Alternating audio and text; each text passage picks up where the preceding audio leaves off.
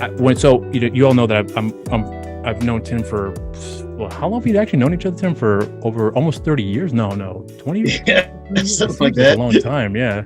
Yeah, so like pre high school, right? Yeah, middle school, like 7th grade, quite literally 7th grade. That same year we started, and then we started becoming friends there, and we shared our story at that point. But so anyway, Tim sent me the first video for Vosh, your all's first single, a couple months ago, and then it became officially released out to the public, I think in March, if I recall correctly, if my memory serves right.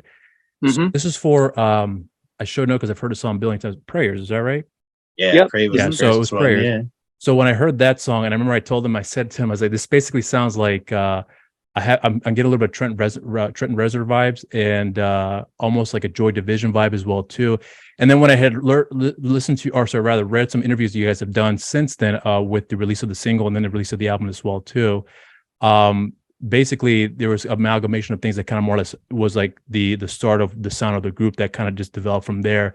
And then when Tim had revealed to me that he became an official member of the group along the way, that there are some ideas you guys are working on to more or less become the second album at this point, which I'm sure is still a long ways to go because you guys are still in the beginning stages of your tour for the summer here. So basically what I'm going to just kind of start off with you all is this. I got to give you guys your props on something, because I've said to Tim before that I have always known that he was going to be the music guy, that was going to be his thing. And I always felt too, and especially with the conversations I've had with him since we got ourselves reacquainted quite some time ago with the Rememberables. Of course, you, Chris, are part of that group as well too, and the various other groups he's been a part of as well, that I always felt like he had a good eye for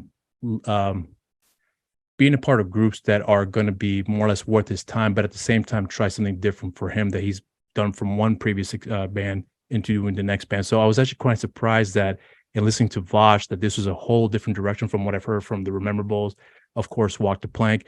And I know you, Chris, you're part of like several groups from what I'll recall as well too, from reading several interviews, that mainly in the heavy metal genre, but you've been able to kind of get back and forth between the various other genres as well too. Rememberables being kind of the one group that I come across here that has actually been the most different from what I have listened to, the very few songs that have come across with you in it outside of the Rememberables, that has been mostly the most distinctive out of all the members that I've come across that have done something heavy and then more or less soft, and now here into more like the industrial Nine Inch Nail-ish vibe that I can gather here. So I want to start out by saying to you guys that I think what you guys are doing right now is awesome, but at the same time, I'm also really impressed with the amount of attention you guys are getting early on with this group, because you've been featured into some heavy rotation with MTV, which honestly, when I saw Tim post on social media, like, how happy he was seeing himself on MTV, I was like, that was Tim being at 13 years old that I remember that we talked about. And to see that come to life at this point now made me really, really happy as well. And made me happy for all you guys as well too. So I'm not sure if at this point right now with all you guys, if you guys are anticipating to kind of grow from there and seeing what the trajectory is for you all as far as the amount of attention you're getting, the word of mouth that's going around with the group, and also with the album as well too, because there have been some pretty good word of mouth with the album as well, that I'm wondering if you guys are anticipating to grow from there as far as not just from attention, but being able to be more confident with, like, so now that we've tried this, let's see what else we can expand on to, more or less grow from there as musicians outside of what we're mostly known for, but with this group here. So hope you don't mind the long question, but whoever wants to take this from here and asking and just answering from there what you guys were intending on doing moving forward, now that the group is kind of getting some momentum for at this point. I think, I would just say that we had no expectations with starting this band, or when we release stuff. It's been a very freeing project, because I feel like there's no limits to what we can do or what we can try. And I'm speaking for myself, but I'm sure it applies to other people in this band. But like a lot of my previous bands have had like a very unified direction, I guess, Right. or I've just been pretty straightforward. Like, this is the punk band. This is a death metal band. This is the fuzzy pop band.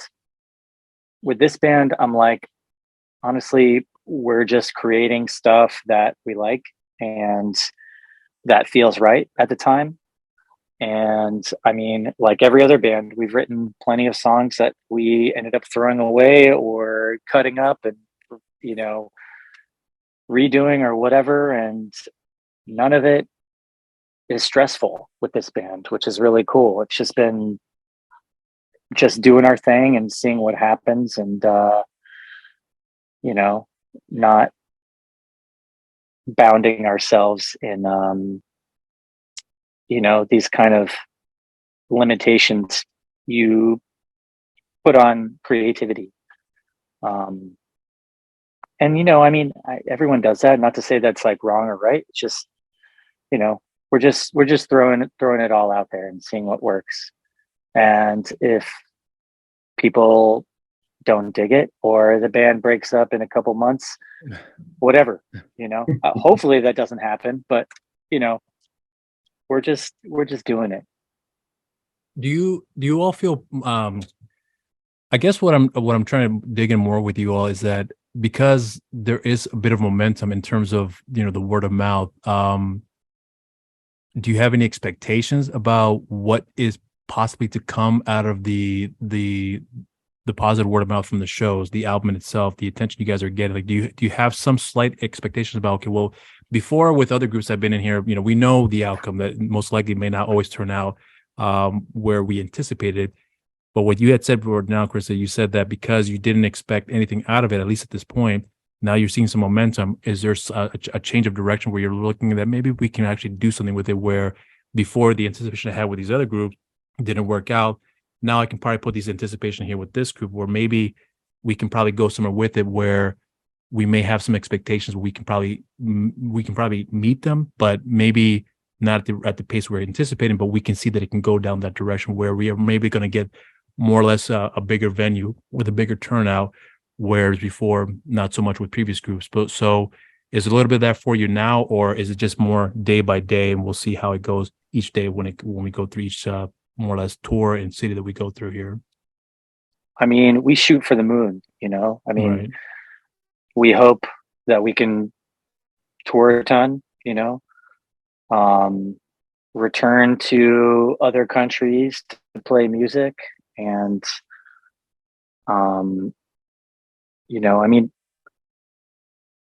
this is, I don't want this to come off as sounding cocky or anything, but like, I've played big festivals to tens of thousands of people, and I played, basement shows to like 3 people with like, human shit falling out of the ceiling or whatever. And both of them are cool in their own regard. And regardless of what happens to this band, I would love to continue to do both of those things because, there's something really to be said about, continuing to play smaller shows and DIY shows, because like, that's in all of our DNA, me, Pat, Josie, Tim all came from the DIY punk scene. Right. And, we're still active in it and we still do shit, and it's important. We might not be as,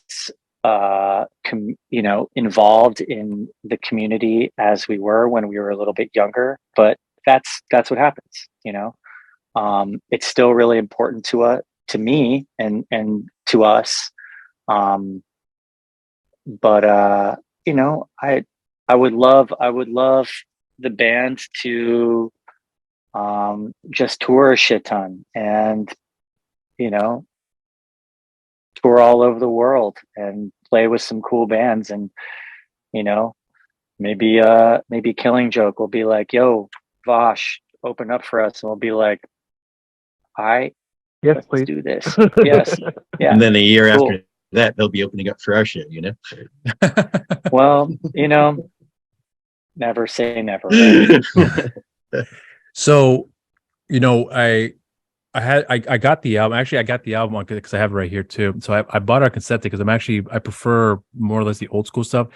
I'm Nice. actually curious about Badass. the choices you guys made about how you want to release it, because nowadays I've talked to you, Tim, obviously, and various other groups about when it comes to releasing their work. You have the option of vinyls, obviously cassette tape now, and obviously digital as well too.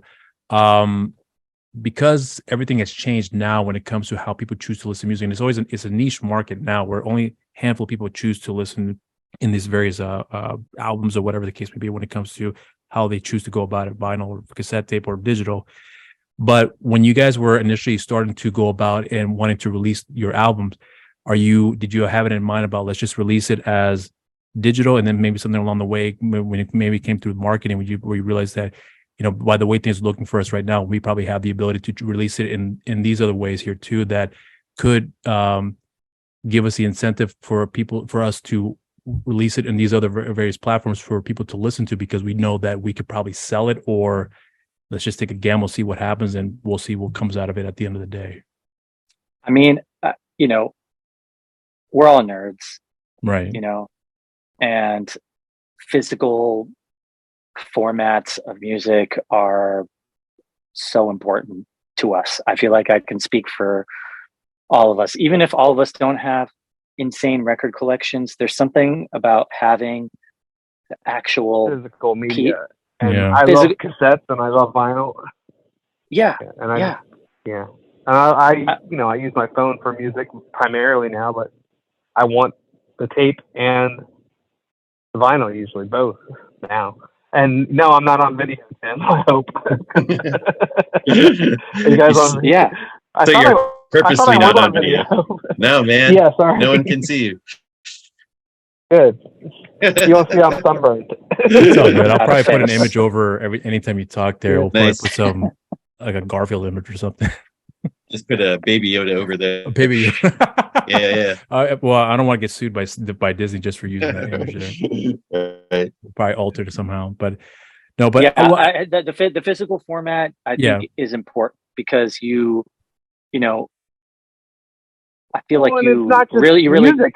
It's art. It's art too. Like you want the art with it. You want the lyrics if people have lyrics. Like Yeah. I feel Absolutely. like I pay a lot more attention to an album and like its details when I have a physical format. Like a lot of times when I'm listening to digital streaming, like Spotify on my phone when I'm driving or something, like it's kind of more background and I still enjoy it and everything and engage with it. But but I'm not really like reading the lyrics. I'm not really engaging in any type of like content that might be coming across through the art or anything like that. It's more just like beat that I'm grooving to or whatever. I feel like when I sit down and listen to like a physical vinyl, I'm like really immersed in it. I'm like, you know what I mean? It's like a next level of it's not just like background. It's like I'm focused on like absorbing what this artist is trying to portray. So for all you guys then, if you guys had, let's say if you all drove right now a car that plays cassette tape, if you have a record, do you think there's a distinct difference for you listening to the albums as opposed to on a cassette tape as opposed to listening it on your phone attached to a Bluetooth or some sort of a connection that will allow you to listen to the songs through that platform? I mean, do you really think there's a major difference for you guys in that capacity, or just simply if you're at home, you have a vinyl record, that's the major difference for you? Well, I mean, I had a car that for a long time that only played cassettes. Okay. And so I would only play cassettes in it, when I'm driving, I feel like it's more about, like Tim said, it's more about background music. It's more about convenience.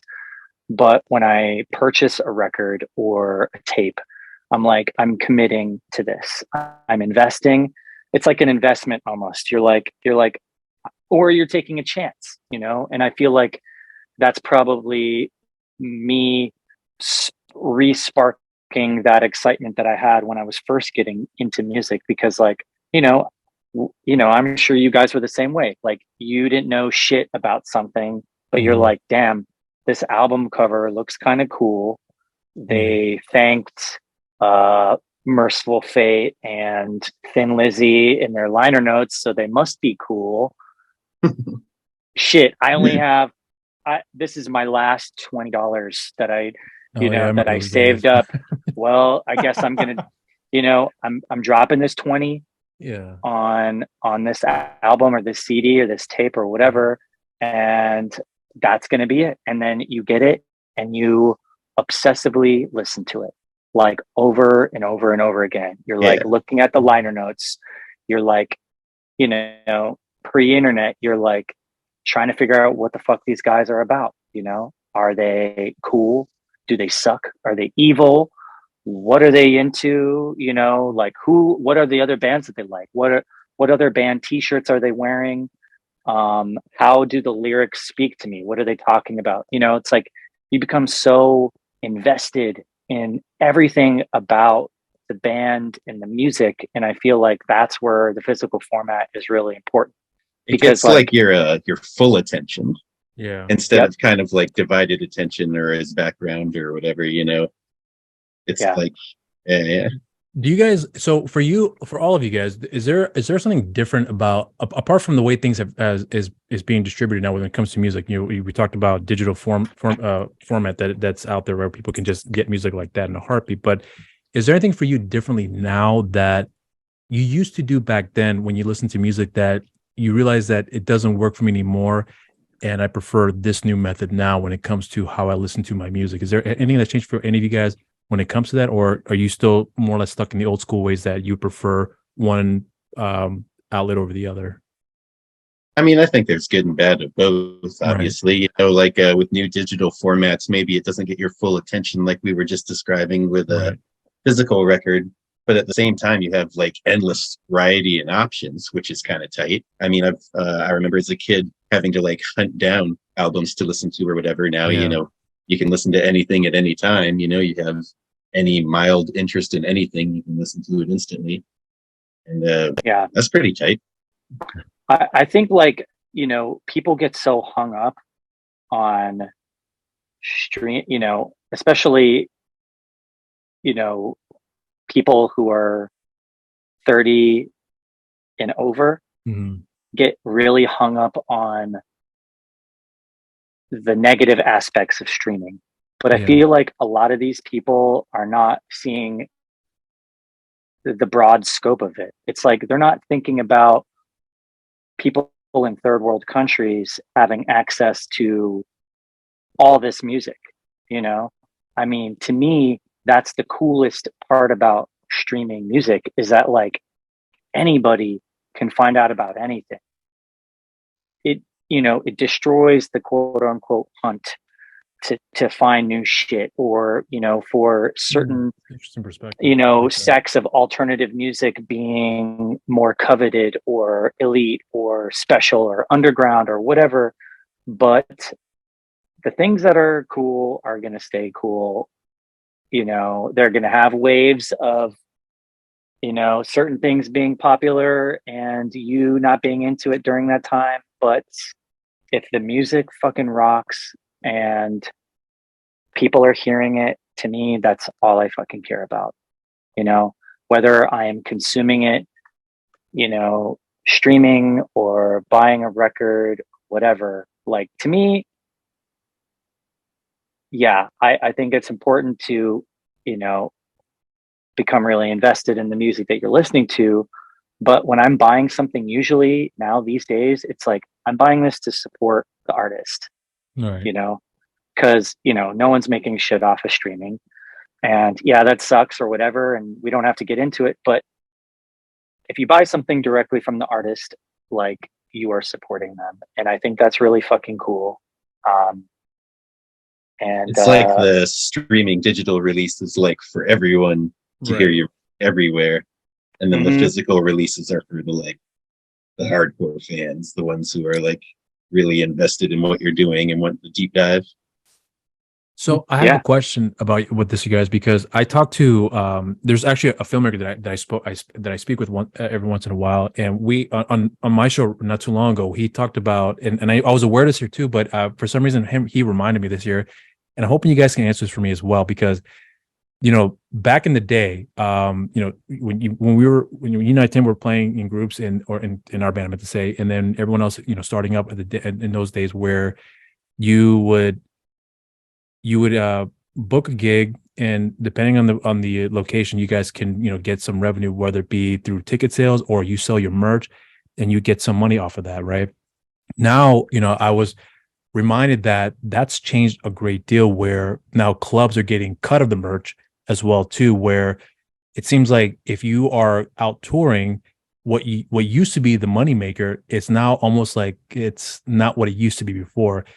Are you guys experiencing that for yourself when it comes to how the industry has changed in that capacity, where you realize that before you would be able to tour and maybe you weren't selling a lot of tickets, but you were selling a lot of merch, and that helped cover the cost to some degree, where you weren't too concerned about that. But nowadays, where if it's flipped around, where you're maybe not selling tickets, or maybe you are selling tickets but not selling enough merch, the money is not enough to cover the cost for the next set of dates you have coming up here. So is there something about how you guys are preparing to, if that's the case with you guys, is that something new for you all to have to learn to deal with and prepare for that, for any tours you guys been going through or upcoming tours you're going to experience now, where that's a consideration for you have to look into as well in preparation for that?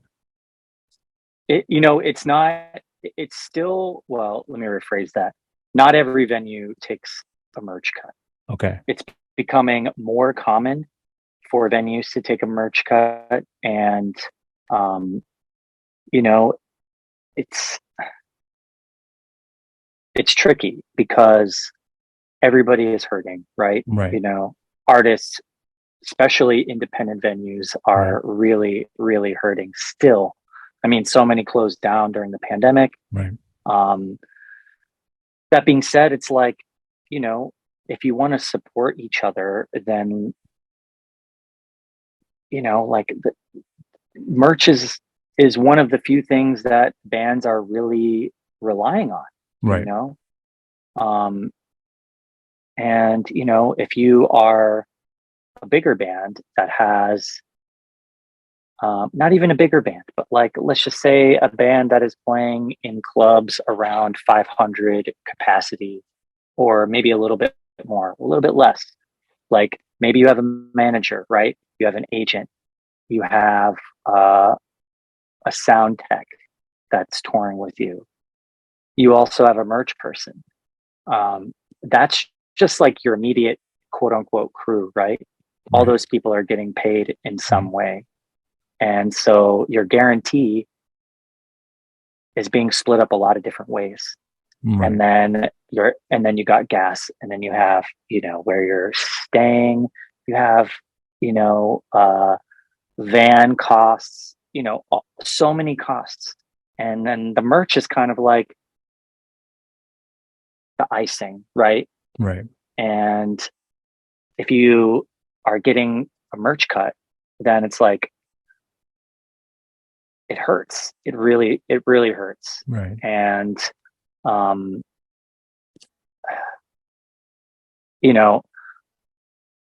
it's hard to figure out what and who to exactly be mad about when it comes to that, because I'm a person, I'm a production manager at some venues, and I'm also a sound engineer.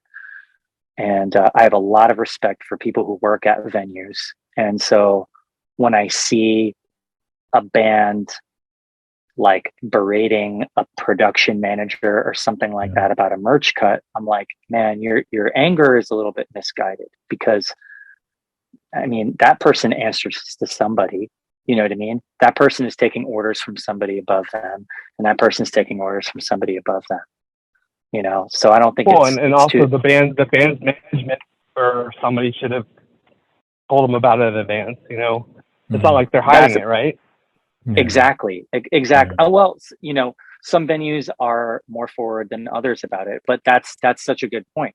Like, and this is something that I see often in all levels of touring, is bands, agents, managers will be given all of this information, right? They're like, hey, we're going to take a merch cut, blah, blah, blah. This is the deal. And then it's not until maybe the end of the show where the tour manager or the band or whatever makes this huge stink, kind of creates this huge kind of drama around the situation. And to me, that's for show. To me, that's like people wanting to like big dick other people in front of people. And I think that's like super unprofessional. And I think that's really uncool. And it's like, man, like, you know, most people are not getting rich off of this shit. Right. The point of playing But music to me, it's almost on. like being rude. It's almost like being rude to like your waiter or something. It's like, dude, completely, completely. It's like, yeah, I mean, I dated someone who was, I'm vegan, and they were like super vegan, right? And I remember what's the difference between a vegan and super vegan then? Super vegan is like, get that fucking shit away from me or I'm gonna fucking cut your throat. You know what I mean? Okay. I'm like, I don't eat that, but you can eat that. That's cool. You know, like I don't give a fuck what other people do. Okay. And I remember going to a restaurant with her and her shit got fucked up. And she just berated this waiter. She's like, I could have gotten sick and blah, blah, blah, blah. And I'm like, oh my God, you know? And I'm like, dude, it could have been the chef's fault, you know? Right. Or even if it was the waiter's fault, it's like, you are a complicated person to serve, you know, especially in a restaurant that is not strictly vegan. It's like, they are in a way doing you a favor by, you know, altering your order. So like, have some, and if shit gets fucked up, don't be a dick about it and just roll with it. And, but again, some people like to make a show. And I think a lot of bands, a lot of tour managers like to make a show about the whole percentage thing. And it's like, you know, I think it sucks. I think it's fucked up, but I think there are better ways to deal with that sort of stuff. And unfortunately, it seems like that's the way a lot of venues are heading. I do like that more people are talking about it, and hopefully it becomes what creates a better change, you would say, right? Yeah, I hope, you know. So I want to shift. We got bigger fish to fry. We're just trying to fucking rock, you know?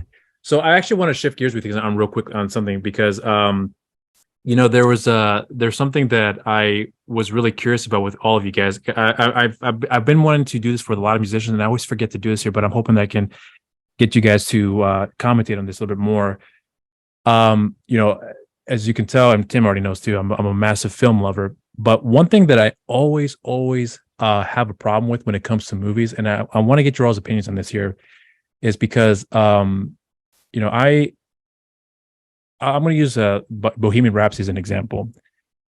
I didn't like the movie. Okay, the reason why I didn't like the film was because the original story that I remember hearing that they were going to do was going to be more of like an adult themed type of movie. It was an R-rated film, but they made this movie a PG-13 family movie at the end of the day. And for anyone who knows the history of Queen, especially with Freddie Mercury, because the film is really about Freddie Mercury at the end of the day, I always had a problem with how they're taking liberties and how to lighten the load, if you will, to make it digestible for people to watch it. So that way they can always make a lot of money, which I understand it's a business. I get all that. It's a beautiful looking film. I think the actors were phenomenal in the movie, but I always have a problem when it comes to biopics with musicians. And I'm not sure, you know, it may sound like a silly question to ask you, but because of your all's background, I always wonder if you guys have a perspective on how you look at those type of films, and if there's something that you I'm not sure if it's a situation where because you play music all the time, it's not something that may catch your attention. It's like asking a boxer, do you watch boxing? And they may say no, because I do this for a living. It doesn't capture my attention. But I'm wondering if that's the same thing for any of you guys when it comes to biopic films of that sort. And if it does capture your attention, what about it for you that appeals to you? And what for you guys, what's one of the better biopic films that you watch that made you feel like that this accurately portrays the events of what the film is portraying here with the said band or singer, whatever the case may be? So I don't know who takes up that question there, but I'm really curious to hear your perspective on that, because music biopics are a very fickle thing for me. Very few stick out as being like cream of the crop, if you will. So I'm curious to your guys' perspective on that. Well, I think those type of movies are obviously very Hollywood, very big budget. They have millions of dollars behind them, invested behind them. So these business people who invest millions of dollars want a return investment. They want profit. So they're going to go for the most commercial final product possible.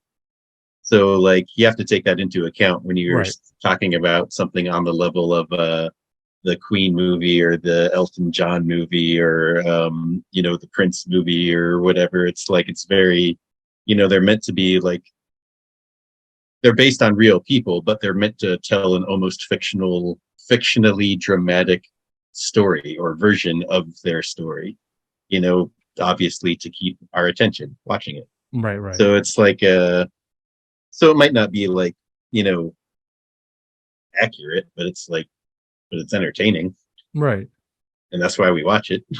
But do you have like a tainted perspective of like, it's not something that it grabs my attention. But do you have that kind of perspective on it when you watch a movie of that sort?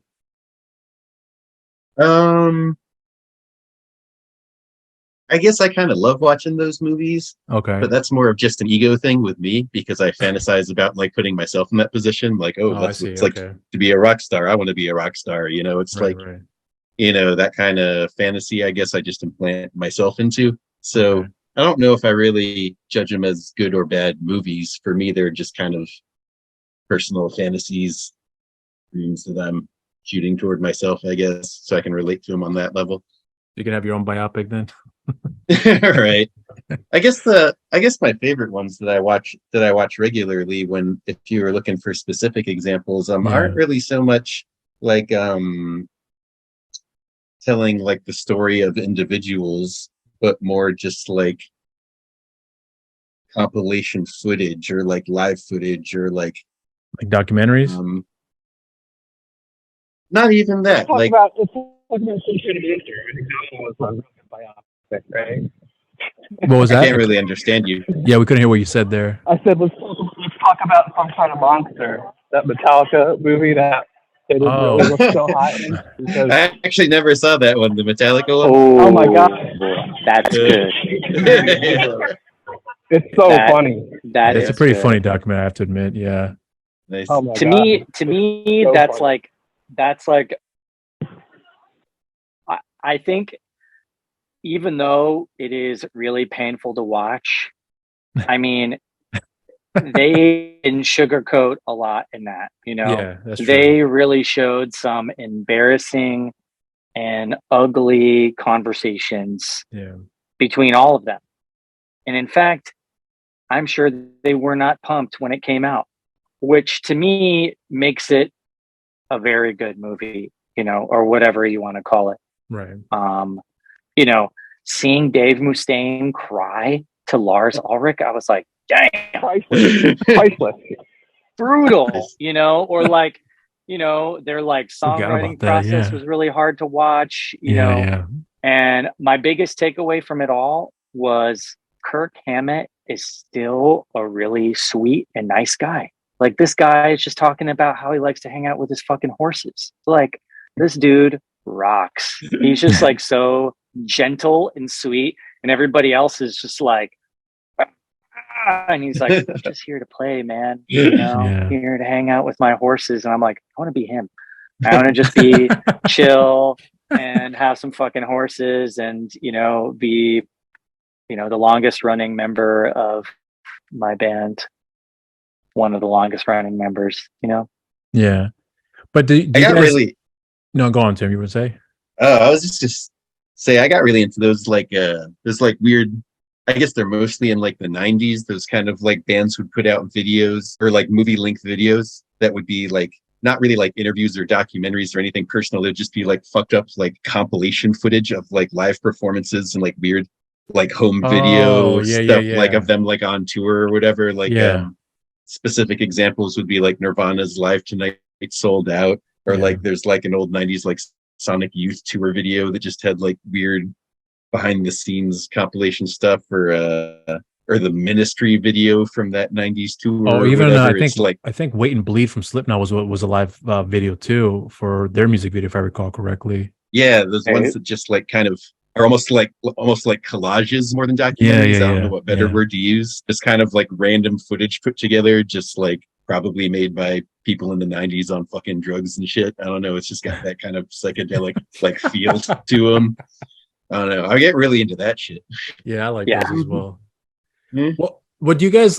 So when it comes to, so here's what I'm curious about, because the music videos you guys have done for Vosh, are you guys all in? Are you guys talking to each other about this is how we're going to do it, or is one person guiding that whole process about this is the vision that I have for the video? How do you guys feel about it? Are we going to go with this, or is it more like whatever you want to do, we'll just follow? What's the process for all you guys when it comes to that part of the creation there? We're just kind of, I mean, we throw around ideas, Right. kind of like, bare bones ideas for what might be a cool video. And we've been really lucky, and we've found a few friends who are, who make films, and we're like, hey, here are ideas. Like, you want to build on this, or do you have ideas yourself? Since none of us are filmmakers, I think we've been allowing the filmographer or videographer to kind of flex their own creativity in it, because I feel like, to be honest, I am not a visual person. And that's probably why I'm a sound engineer. It's like when I have to do lights and stuff at a show, I'm just like, I don't know, purple, maybe this band will look cool in purple. I'm just like so hyper focused on making them sound good, even like painting walls and shit. So I feel like personally, if I really tried to dictate an entire music video, it would be boring as fuck. It's like as the older I get, the more I'm coming to terms with my own limitations, and I like to be very when it comes to the visuals. Is that what you're implying? I have tons of imagination. I just think my imagination when it comes to visual stuff might not be as good as someone who is constantly thinking about visual stuff. For example, many moons ago, after I toured for like 2 or 3 months straight, and a buddy of mine who worked at the zine Maximum Rock and Roll hit me up and was like, hey, I bet you got a lot of cool demos and music on tour. Like, do you want to write reviews for us? And I was like, yeah, sure. And all of my reviews were exactly the same. They were like, this is sick. This is fucking sick. This is super fast. And that's when I learned my limitations in terms of describing things and, giving reviews of stuff. That's not my forte. Some people are really fucking good at it, and I'm not. So like when it comes to the music videos and stuff, Josie, who's obviously not on this call with us, is way more of a visual person than me, and always has some really cool ideas. But even then, we tried to really let the person making the video to kind of flex and their creativity and build upon what we have, And I think that makes a cooler relationship too. It's less of like a contractual thing. Like, hey, I'm giving you money to make this music video of this pumpkin exploding. It's like, okay, well, fuck me. I guess I'm not gonna, make it really fucking trippy and make this pumpkin explode a bunch of green goo. But we can do it your way. That's fine. But what about for you, Tim? Though, do you have like a visual perspective on how you like to see things when it comes? Because you talk about collages of like footages. Is that something you think you'd want to try for one of you guys' music video down the line? If you do enough touring, that you guys can compile a bunch of footages together that you would like to put together for yourself, or have someone else do it, but you have some input on that, which is something that you'd be interested in doing for your end?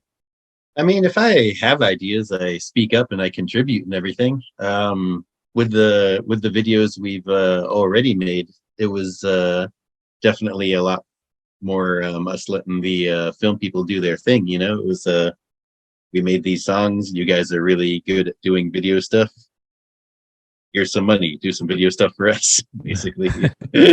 Well, I will say the the last we have 2 videos that have not come out yet. Right. Those 2 videos, and those were ones that were shot in Los Angeles, right? We shot a video that will be coming out for the song Perfection in Los Angeles. That was there. And then we shot a video for Superstition, which will hopefully come out this summer. And that was shot at the Auto Bar, which is the same place we shot Bleed as One and Pray. And man, the Auto Bar is really, if you haven't been there, it's a really fucking cool venue in Baltimore. And they are really great, and they support their community, and were really generous to let us use their space to make these videos. But what I was saying was that we have 4 videos, 2 are out. I would say the last 3 videos, Josie, I mean, I feel like they would not have gotten done without Josie. She really made some awesome storyboards for them and outlines of ideas, and and we all built upon that.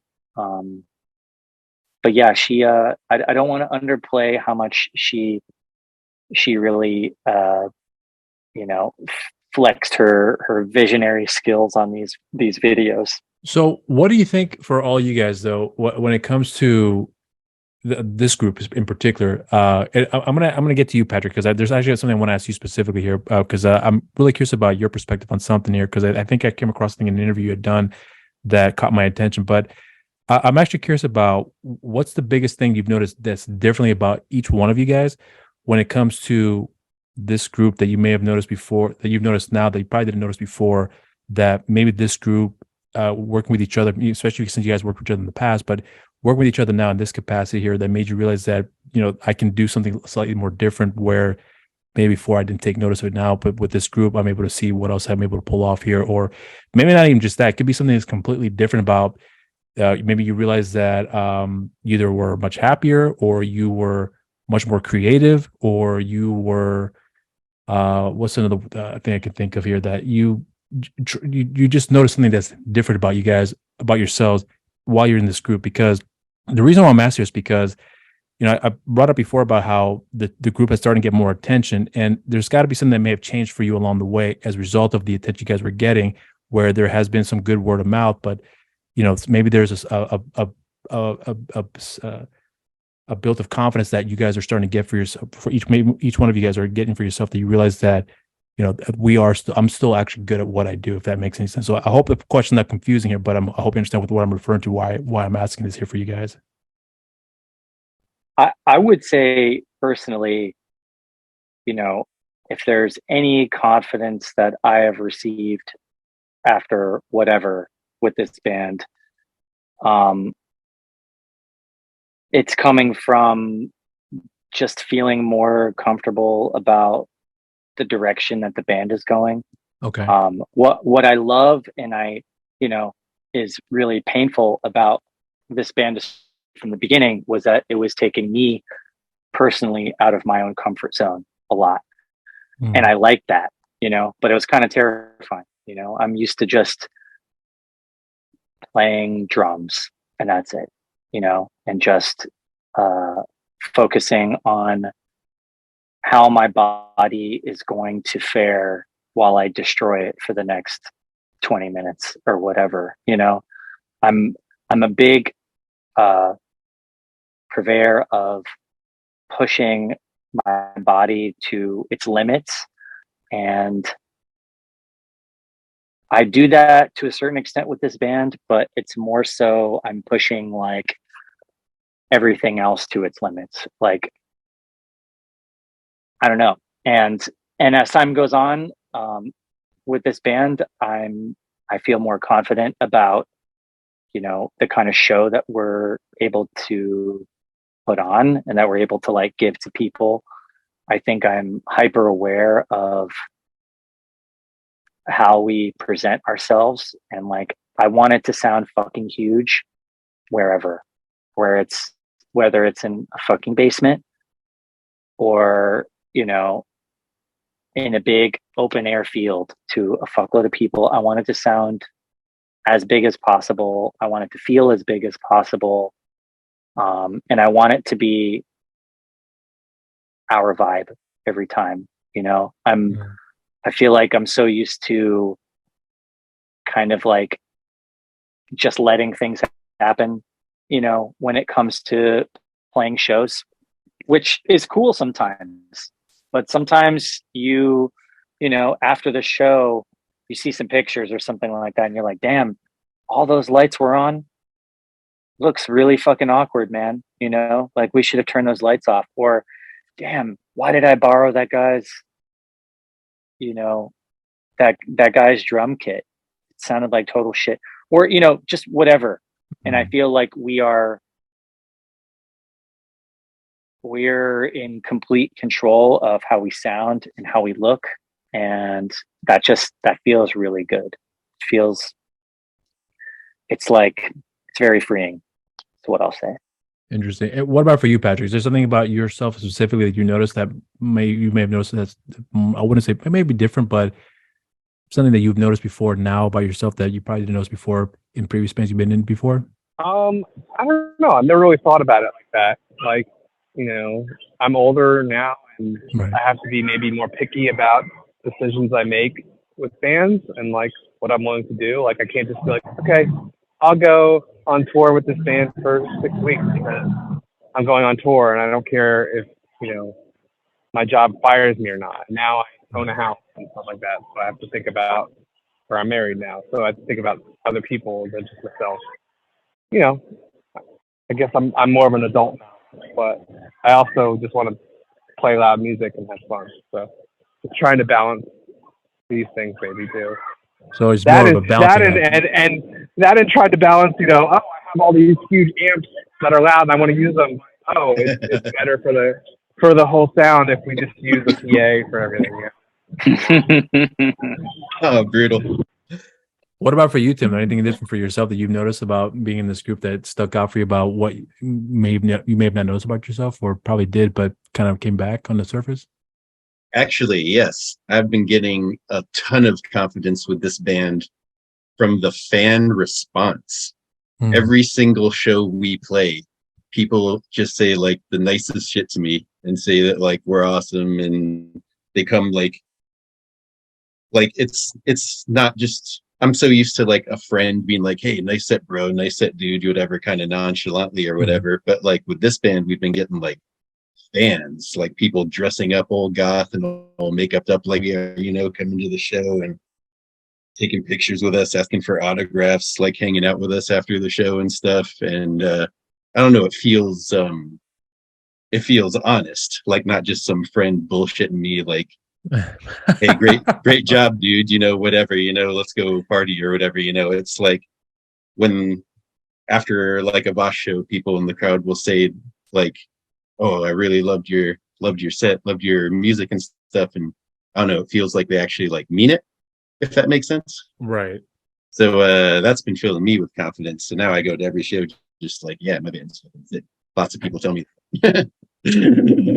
So with the way things are, starting up, because you guys have a tour coming up here real soon, and because you guys are, you've had some shows previous beforehand, and when you guys had first started, and where you are with it now for each of you guys, are you guys expecting a good turnout when it comes to, from your previous experience before with the response? Like, Tim just mentioned now, like people are responding to this, and people that you guys don't know are coming up to you guys and saying, hey, we love what you guys are doing. Do you guys anticipate more or less the same thing moving forward from there? Or are you all strictly just day by day,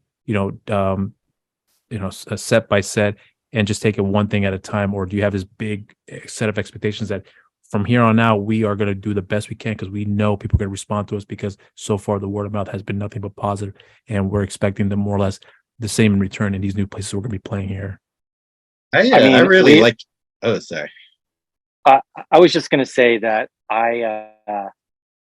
we always, no matter what the situation is. I mean, it's honestly it's why I'm playing in another band with Tim. It's why I'm playing in another 100th band with Pat, because both of them, no matter the situation, will always play their best. And they never throw a show because it's not great or something doesn't meet their expectations. And I'm sure you've seen plenty of people, big or small, kind of having this diva moment and, not taking the show seriously. And I think just because you take it seriously doesn't mean it can't be fun. When someone throws a show because it doesn't meet their expectations, you're letting so many people down. It's like, there's at least one person at that show that really wants to see you or is expecting you to put on a good show or whatever. And it's like, what you're going to throw a fit and you're going to let that person down. What about all the other people that, it took to put together the show, to promote the show, whatever the other band's playing? I just think it's such a fucking waste of time. So like Pat, Tim, Josie, and myself, we're always playing our best, regardless of the situation. Josie was like definitely super sick the last couple days of this Clan of Zymox tour, but she was just like pushing herself, completely crushing it still. And like, that's what the fuck I'm talking about. I think our expectations are, we expect to have a really good time and we hope the shows are as good as possible. We hope that,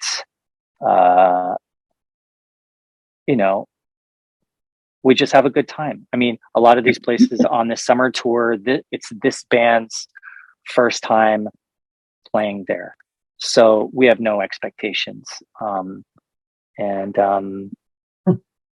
like what you said earlier about saying that we hit the whole range of like the DIY venues all the way up to the big festivals and everything, because that like goes with answering the question of our expectations from the band point of view, because all of us are from DIY punk backgrounds. So that's like, I guess, our comfort zone.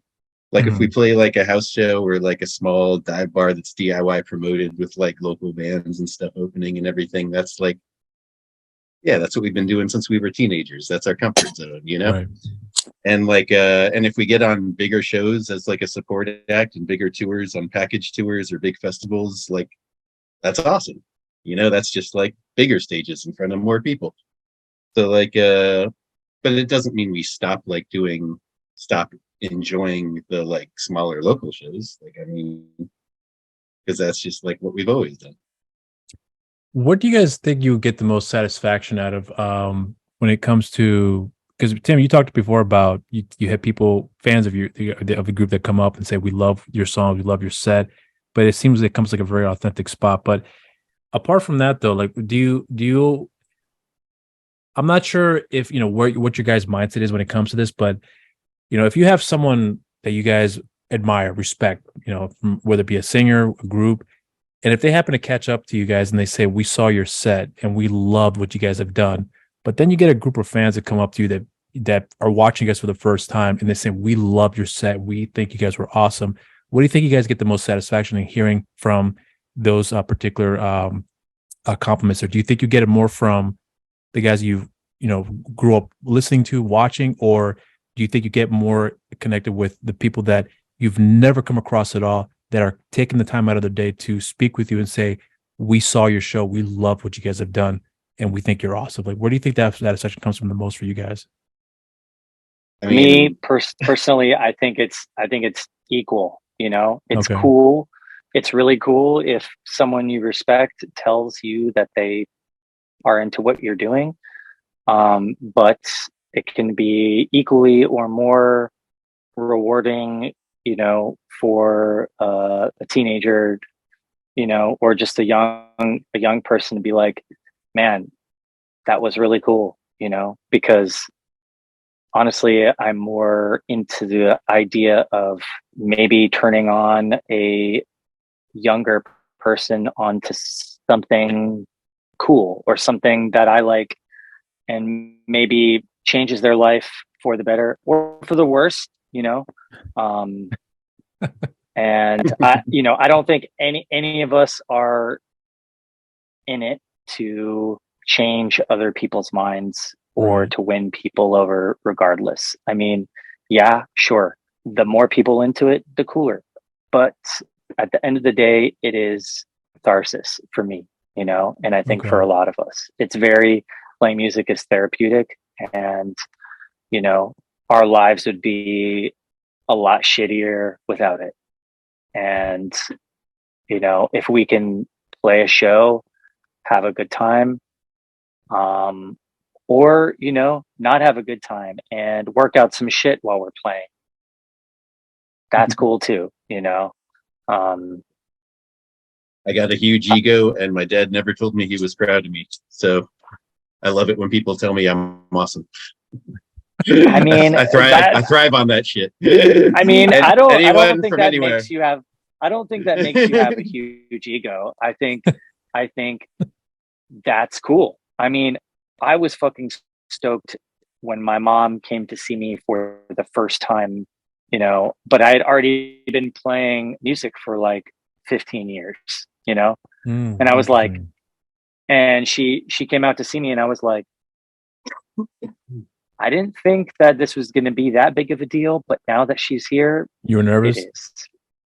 Oh yeah. Well, I was nervous, but I was just like stoked. I was like, fuck yeah, she is finally at the show, and she is with all the fucking freaks I hang out with. Like, this is awesome. I'm sure Pat was there, or Pat, we played together or something. It's like some show at St. Stephen's. I was like, damn, Asia is here. She is at the fucking gig right now, drinking a Diet Coke, wearing all black because that's what she always wears. And she's telling embarrassing stories to my friends. I never thought this day would come, and now it's here, and it's kind of cool. So fuck it. I remember she'd come to Rememberable shows, and I'd just be like, damn, dude, what's it like to have like a supportive parent?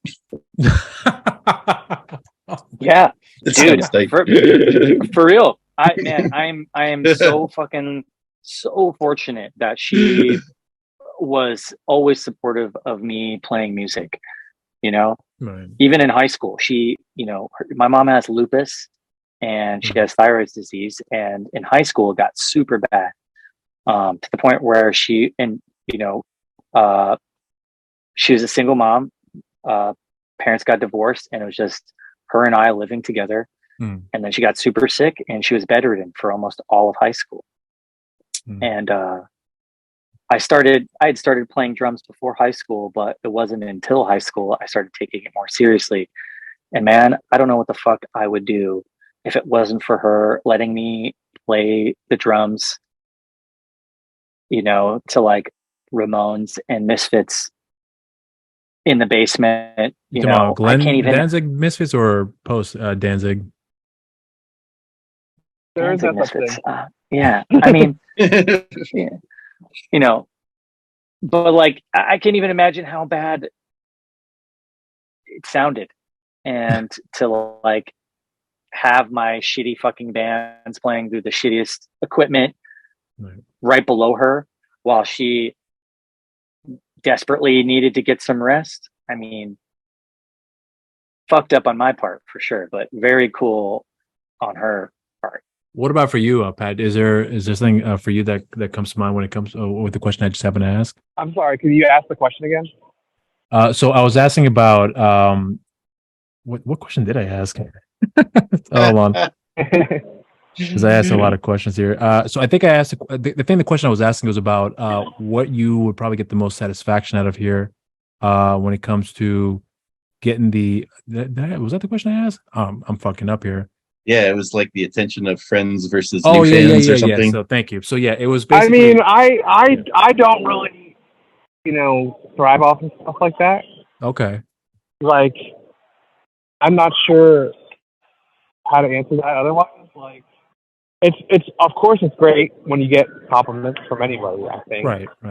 Unless it's somebody who I don't like, or I know they're like full of shit, which does happen, and you're like, oh, well, that person doesn't even know what they're talking about. Then it might be kind of a bummer, but it's also like, I don't care. Like, I'm doing what I want to do, and if they like it, great. If not, great. Like, whatever, not my problem.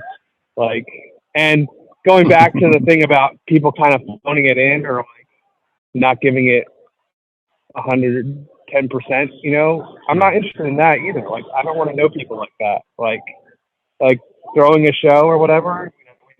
People that have done that. And it's like, it's just a bummer for everyone. And it's like, why even bother if you're going to do shit like that? Like, I don't even know, like, oh, you're not playing the coolest show you can play. Like, you're just going to be like, whatever. I don't know. As time has gone by for me personally, I asked this question more lately here because I'm really curious to hear about everyone's perspective on this. So I'm hoping that, you guys are able to indulge me with this, but I've gotten to a point for myself where I used to think that legacy was a major thing that people have to, take care of. And you have to leave something behind that people remember you of some other nonsense. I don't care about that stuff anymore now. I really don't think about that at all. I do care about what people that are close to me, of what they think of me, but outside of that's the only thing I really care about when it comes to, what I'm leaving behind, if that makes any sense. But considering with what you guys are doing now, because, once I get myself reacquainted with Tim and been keeping up with the work he's been doing here, I've been able to keep up with the other things that, being introduced to you all here as well. For me, it's great for me to look back on the things that we've gone through in our lives, and then from the time that we weren't talking for however long it was we weren't talking, and then getting ourselves reacquainted again, and then just more or less kind of picking up where we last left off, and then seeing the things you've done since then, and the various people you've had in your life that help make those music you make that I thoroughly enjoy. I told Tim, Chris, that with regards to the Rememberables, the last record you guys had released, Breathe, I love that record. I really think that's a phenomenal record. And my one of my favorite songs I've listened to in the last couple of years is the last track of that record, In Dirt. Like, I love that song. That song is like an absolute gem in my opinion. Thanks, man. Yeah, you guys made a phenomenal song with that record. And the whole record in general is phenomenal. But the point I'm getting is that I can look back and think about the things you've left behind. If the Rememberables were never to continue moving forward here, and then Vosh is your main focus, that there's something that I can look back and say, you guys had done something phenomenal that I can look back and listen to and revisit it over and over, because I wouldn't consider it a legacy, but to me, it's like a time that I can reflect on and I can still carry with me, if that makes any sense. And I'm not sure if each of you guys have a perspective about for yourself when it comes to what, if legacy is important to you, if it isn't, why it's not important for you, and if it is important for you, why, and what your perspective on that is here. So I guess what I'll do is I'll just ask you, Patrick, because since I don't want to leave you hanging here. So I was hoping that you can probably start off with us here and answering that question. Then we'll go down the line and get everyone's perspective here. I mean, I played on some records, and that'll hopefully live past my life, but I don't know. It's not really up to me. So right. I hope I can leave that behind. I'm probably not going to have any children, so, that's fine. Maybe I'm hanging out, with my family and my nieces and nephews right now, and they're all doing pretty good, and I'm hoping I can impart some things on them, So we'll just have to see, but, it's all about memory too, right. My parents' memory will live on in me, and memories of me will live on in younger people, hopefully. So I don't know. Memories of tomorrow. Besides that. Yeah, something like that. So what about for you, Chris? Do you have a perspective on that for yourself about when it comes to legacy and what that means for you personally?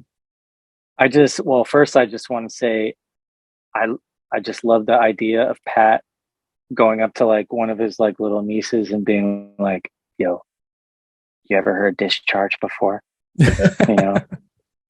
Or like, he's like, yo, I know you heard South of Heaven by Slayer.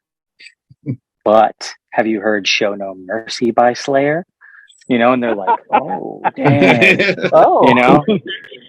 See, I think that sort of stuff is fucking awesome. Like I was talking about, you know, impressing some like 14-year-old Right. is way cooler in my opinion. But as far as legacy stuff, man, you know, I just hope that if anybody looks back on my life, they're like, okay, he was in some really shitty bands for sure. But they seem to get a little bit better over time. Mm-hmm. That's all. People don't have to fucking like the shit that I was in or whatever, but if they can at least be like, they got a little bit better, that's cool. Because progress is cool. Doesn't have to be perfect. I often think about legacy when I think about Phil Lynott from Thin Lizzy.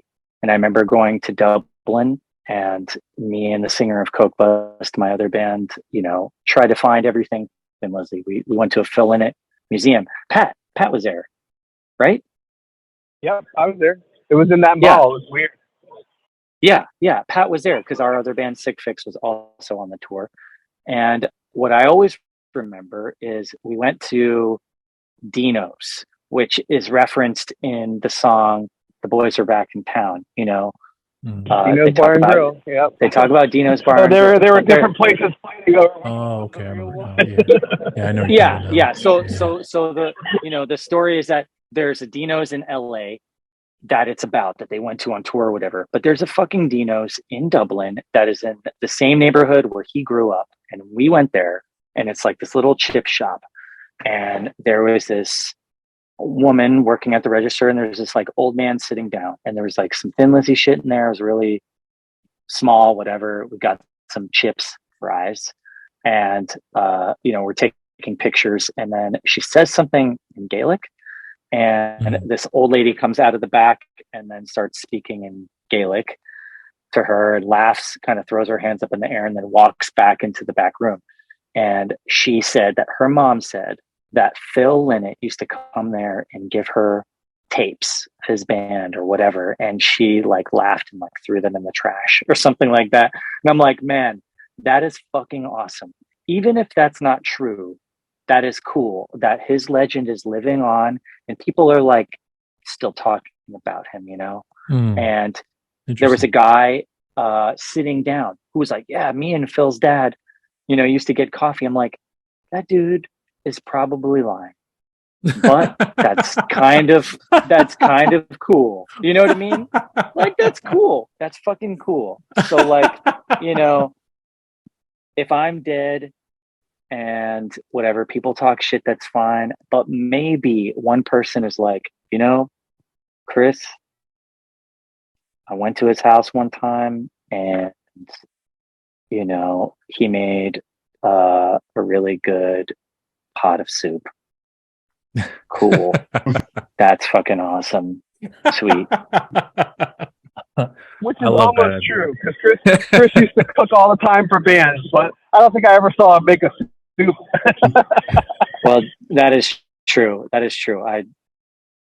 I usually made like maybe a curry or something, or I used to make stuffed shells a lot, and I was like, damn, dude, this is like way too much work making stuffed shells for a fucking punk band. Like, this is these fools need some chili or something like that, you know? What about for you, Tim? but it's nice when people go the extra mile and make you a really nice meal that you know took some work, like, you know? Yeah. And you're not expecting it. Like, we have some good friends that we stay with on tour, and they're like, oh my God, you made us pasta and garlic bread, and I made myself sick, you know, eating your food. Yeah. And that's also, you know, that's something that's really lost, I think, in the punk community and stuff now, or just, you know, in music communities in general. It's like, when you do stuff like that, you are connecting with those people on another level. Right. What you're doing becomes less transactional. Like, I book show for you, you play show, I give you money, you go to next town. You know, it's like, I'm booking the show. We're going to hang out. I'm going to make you some food that is going to be just okay, but we're going to laugh and we're going to fucking talk in the kitchen and we're going to connect and we're going to talk about all the other shitty punk bands from the country that you live in. And maybe we'll go on tour to your country or town or whatever, and we'll do the same thing over again. You know, like to me, that's like the most special and the coolest way to like really connect with people while on tour. It's over some fucking food and you're just hanging out and, you know, it's cool. That's a beautiful, beautiful thing. I actually appreciate what you just said there. All right, Tim. Now you gotta top it off there. Legacy. Okay. Deep one. Well, I think my perspective is the important part is making the record. What happens to the record after you've made it is just kind of like up to, I don't know, the universe or whatever shit, you know? Like for example, you don't know how it's going to affect different people. Like I remember like my high school friends telling me they liked my band and I didn't like believe them because like it just didn't make sense to me or whatever. I don't know. But like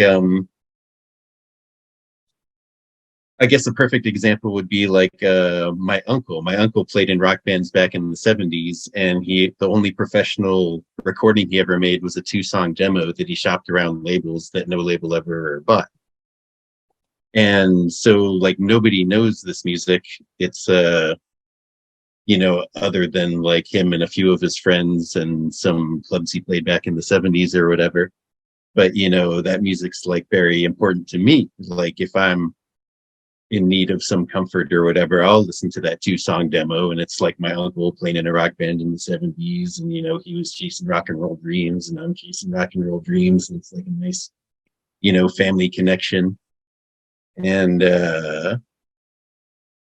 so even though he didn't, you know, quote unquote make it or ever, you know, go anywhere significant with his band other than touring just like the Southwest a little bit in the 70s, that recording that seemingly no one cared about or invested in still means a lot to his nephew, you know? So I like to kind of think about like, you know, like we made the Rememberables record and it was a lot of fun to make, and we made it just to make the record, not to like make a lot of money off of it or whatever, you know. It wasn't for me on a new label or anything. But you were just saying, you know, a minute ago how you really love that one song and it had like a big effect on you and stuff. And I'm like, you know, that's kind of what it's all about. You know, it's like just making art that makes someone feel anything. I don't know. That's kind of the whole point of it, because that's what music did for me. So it's kind of paying it forward. That's nice. I appreciate you guys answering on that here. So I guess for the camera, well, I'm going to say this was a lot of fun. I wish we had more time. Wish we could do an earlier part of the day where we could have just kept going here. But I do appreciate you guys giving your time here. And I'm hoping that maybe next time when we able to do this again here for anything else you guys are about to start doing, whether it be another tour, another record, I would love to have you guys back on there to just kind of pick up from where we last left off and just kind of shoot the shit from there. But so again, for the cameras, you know, this is me giving your flowers. And again, I want to say thank you so much for giving me your time, knowing that we kind of started late, but I appreciate the time you've given me here. So this means a lot to me and always look forward to. Of course, man. And right before I let you go, speaking of legacy, I dug this guy up right here. Chris and Pat, you probably don't know, but me and Rob here were in a punk band together called Red Handed Riot in middle school. It was both of our first bands. Yep. And this is the flyer for our last show at the Jack's Club. Yeah, I remember. Nice. Red Handed Riot last show. I remember they said their last show ever. 12. I remember that. Look at dude, all that. Last show at there. Jack's. That's a pretty big venue for Red Handed Riot, dude. Yeah, all 10 people showed up here, and that was a good time.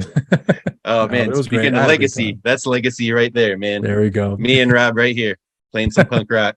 when we were like, what, 12 or 13 or something like that? Yeah, 12 and 13. We were actually 13. No, we were 14 when we officially ended the group, because we were in high school when Red Handed Riot ended. Yeah, it went into Ninth freshman grade. year of high school. Once Nick left, that was the end of the then- group. Then Nick moved to Australia, That and that was fucking it. bastard. The summer between 8th and 9th grade, you know, A beautiful time. A beautiful a lot happens. All right, guys. So for the camera, let's. Well, I just want to say thank you guys very, very much. This was a lot of fun. I hope we do this down the line. So until next time, so you guys stay safe there, and cheers for you guys. Thanks, man. Yeah. All right. Thanks for having Thanks us. a lot. Bye.